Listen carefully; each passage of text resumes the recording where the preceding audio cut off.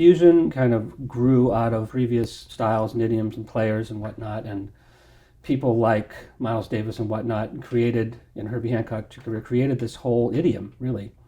And they were really excited by bands like Hendrix and Cream and other bands. They had kind of a little jazzy influence, Jethro Tull, whatever, but they were loud and electric, and they had huge crowds, and so they were, kind of drawn to that. Fusion, when it happened and when it was really at its peak, was still kind of a new thing. There were rock fans out there that hadn't heard playing quite like that.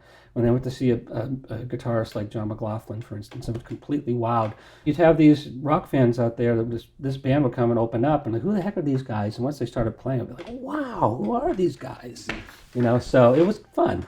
But I think after a while, the musicians that were doing it kind of grew on and moved on. And then the idiom itself really softened. It became that, eventually became, more of a smooth jazz kind of a thing.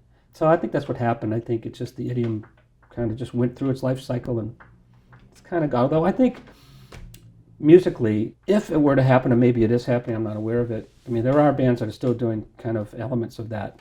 But that exciting kind of era, those kinds of bands that really were kind of cutting edge, that music was so amazing that if it were brought back, or that style were brought back, I bet you it would do well.